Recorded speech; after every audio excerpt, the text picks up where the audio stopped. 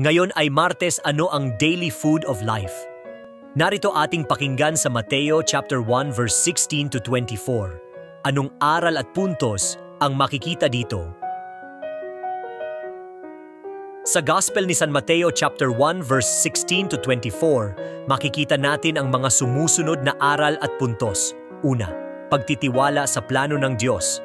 Sa bersikulo 16, ipinapakita na si Jesus ay ang tinutukoy na Mesiyas ayon sa mga propesiya.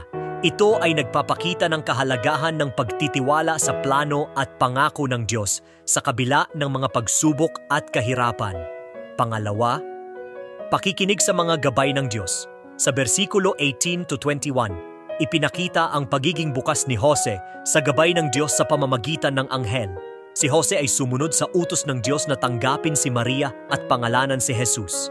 Ito ay nagpapakita ng kahalagahan ng pakikinig at pagsunod sa mga gabay ng Diyos sa ating buhay. Pangatlo, pagiging mapagmahal at mapagpatawad.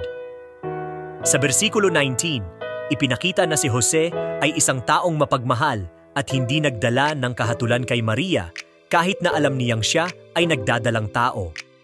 Ito ay nagpapakita ng kahalagahan ng pagiging mapagpatawad at mapagmahal sa ating kapwa.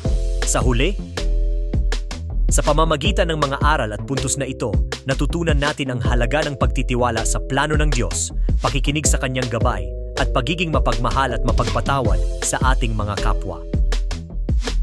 Thanks for watching and listening. Nawa na pagpala kayo ng Ebanghelyo. Amen. God bless you.